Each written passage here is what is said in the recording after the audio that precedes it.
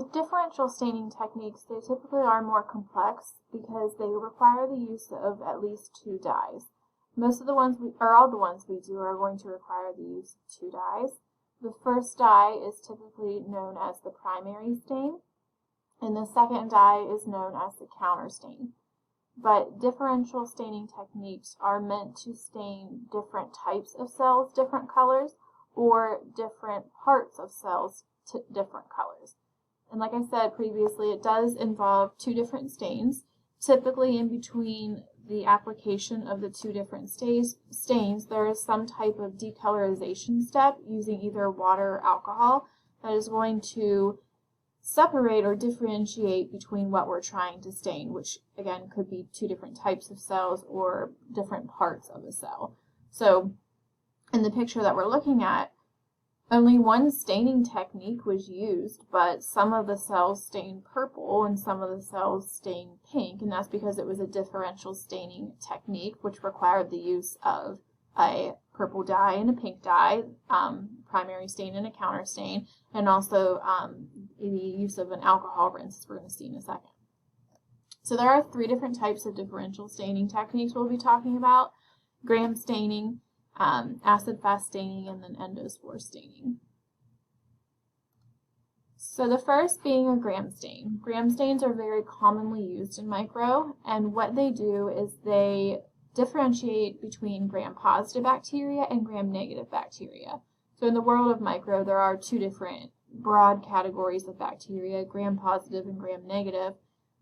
And we'll learn more about what that means in our next lesson, but for right now, gram-positive bacteria typically have what we refer to as a thicker cell wall, whereas gram-negative bacteria have a much thinner cell wall. And using a gram stain, we can identify if the bacteria is gram-positive because they will stain purple, or if the bacteria are gram-negative, they will stain pink. So with the gram stain, I do need you to know which reagents are used and the order that they're used in. So when you're doing a gram stain, you'll obviously first do your smear prep. So you'll put your bacteria on your slide and you'll go through the heat fixation process, and then you'll start with the staining process. So the first thing that you'll do is add the primary stain, which is just the first dye used, and it is known as crystal violet. So in your sample, once you add crystal violet, all cells are going to stain purple. Whether they're gram-positive or gram-negative, initially everything just stains purple because that's the only stain you've used at that point. Then you're going to rinse with water, and the second step is to apply iodine. Now, iodine is not going to give the bacterial cells any color. It's strictly a mordant. So it's a sealant, and it's going to seal the crystal violet in. So at this point, everything's still purple. It's just now sealed in. The third step is the alcohol rinse, or the decolorization step. This is the most important step in the entire process because this is the step that really separates the gram-positive versus gram-negative bacteria. So when you do an alcohol rinse, if the bacteria are gram-positive, they will stay purple, and that's because they have a really thick cell wall. When you rinse them with alcohol, it doesn't faze them. They're able to continue to hold on to the crystal violet and stay purple. Gram-negative bacteria, though, have a very thin cell wall, and when you rinse them with alcohol, it essentially kind of breaks down their outer membrane, and then it pulls the crystal violet out of their cell wall. So at this point, the gram-negative bacteria are actually going to lose their color and are temporarily going to be clear. The very last step is to counterstain with a pink stain known as safranin. This is simply going to go in and color anything that had lost its color in the previous step. So any of the cells that were clear are now going to be pink. So in the end, if your bacteria stain purple in a gram stain, that means they're gram-positive, they have a thick cell wall. If your bacteria stain pink in a gram stain, that means they're gram-negative and they have a thin cell wall. So why is a gram stain important? Well, the gram stain tells us something about the bacterial cell wall. We'll go into more detail more detail in our next lesson, but really it kind of tells us about the thickness of that cell wall. Are they gram-positive? Well, they have a thick cell wall. Are they gram-negative? They have a thin cell wall. And this is important. One, when you're diagnosing infections, there's certain types of bacteria that cause certain types of infections. So gram-positive bacteria are more commonly found for skin infections and respiratory infections. As far as gram-negative bacteria, they're more commonly associated with like GI infections and urinary tract infections. So diagnostically, knowing the gram reaction is important. Also, as far as treating infectious diseases, knowing the gram reaction is also important, especially with bacteria, because some antibiotics only work against certain types of bacteria. There's some antibiotics that only destroy gram-positive bacteria, and there's some antibiotics that only destroy gram-negative bacteria. So sometimes you may have to figure out if the bacteria are gram-positive or gram-negative before you provide antimicrobial treatment or treatment in the form of an antibiotic. Now, there definitely are broad-spectrum antibiotics that target both gram-positive and gram-negative, and those are often prescribed. But in a situation where you want to take a more specific antibiotic, a more narrow-spectrum antibiotic, you would need to know the gram reaction before you prescribed it, because you definitely wouldn't want to give someone that's infected with a gram-negative bacteria an antibiotic that only works against gram-positive bacteria. The second differential stain is an acid-fast stain. Acid-fast stains are used to differentiate between acid-fast positive bacteria and acid-fast negative bacteria. Now, I will say acid-fast stains are rarely used. Gram stains are used all the time, but acid-fast stains are rarely used, and the reason for that is because most bacteria are acid-fast negative. Most bacteria, if you performed an acid-fast stain on them, will produce negative results, which in this staining technique, a negative result would actually be cells that were blue. There's really only one genus of bacteria that is going to produce a positive result when we do an acid-fast stain, and those are bacteria in the Mycobacterium genus. So Mycobacterium genus. So, which one of the most common or most popular bacteria in the Mycobacterium genus is Mycobacterium tuberculosis, which is the causative agent of tuberculosis. So really the acid-fast stain is only used in situations where we suspect someone may be infected with a mycobacterium, such as Mycobacterium tuberculosis. So how it works is you'll collect a sample and you'll add the first stain, which is the primary stain. For this staining technique, the primary stain is carbonyl fusion. So whether your bacteria are acid-fast positive or acid-fast negative, initially they'll all stain pink because that's the only stain you've used. After adding the primary stain, you'll then rinse with water, and then you'll do a decolorization step.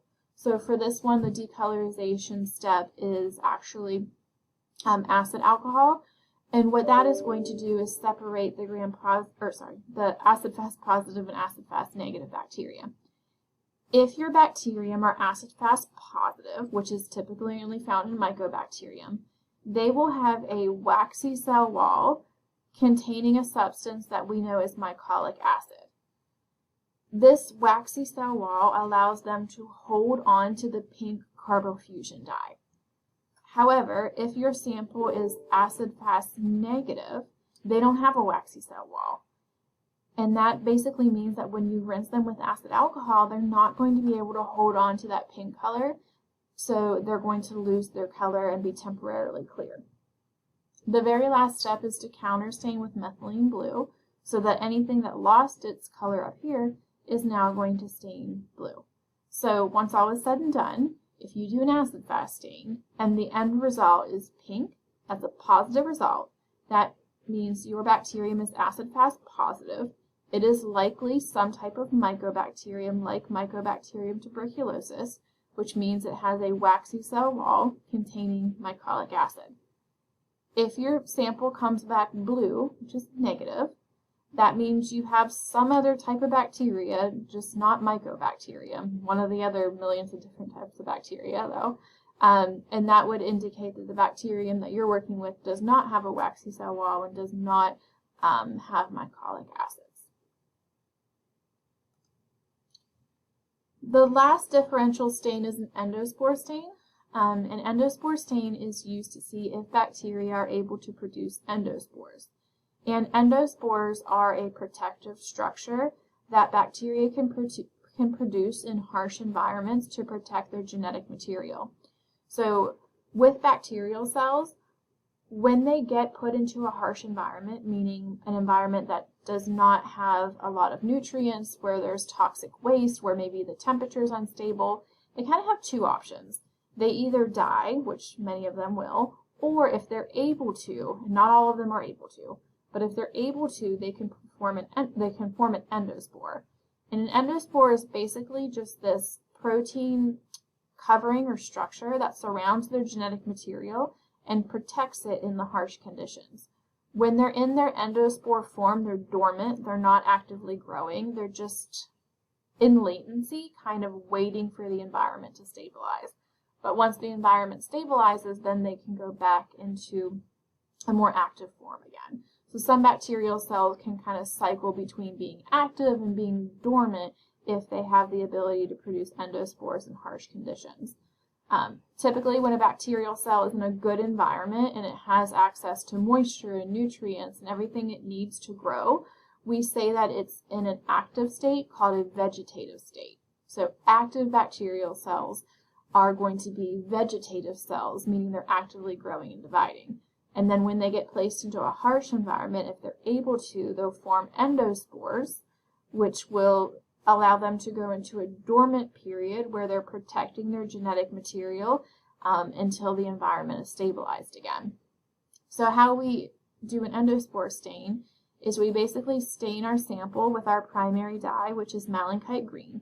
That's going to stain everything green, the cells that are vegetative and haven't produced endospores, and then again the cells that have produced endospores, which we can see the cell here and then the endospore in the middle there. And then we'll simply just rinse with water.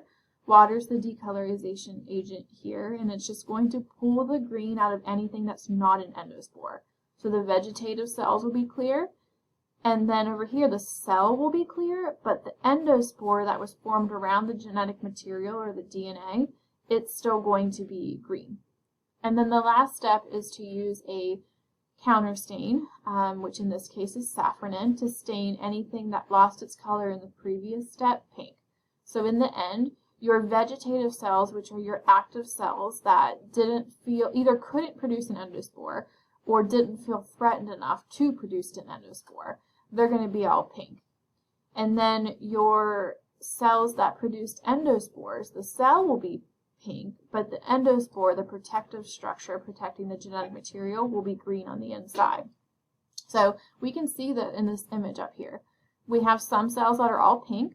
Those are your vegetative cells. Either they can't produce endospores or they just haven't felt threatened enough to yet. And then we also have cells that have green inside them. Those are the ones that have actively produced endospores to protect their genetic material. And the more time that goes by, the rest of this cell will kind of disintegrate away to the point where only the endospore is present, and we can see some where only the endospore is present. But eventually, once the environment stabilizes and the food comes back and the temperature stabilizes and the moisture's back, what will happen is these endospores will actually burst and the genetic information will be released, and the cell will actually go back into its vegetative and active state where it will continue to grow and divide. So some bacteria, particularly bacteria in the Bacillus and Clostridium genus, like Bacillus anthracis that causes anthrax and Clostridium tetani that causes tetanus, those bacteria, when they're in a good environment, will be in an active vegetative state. But when they get put into a bad environment, they can actually go dormant for an extended period of time. But if those endospores that are in dormancy ever get put into a good environment again, they can activate and become vegetative again and continue to grow and divide.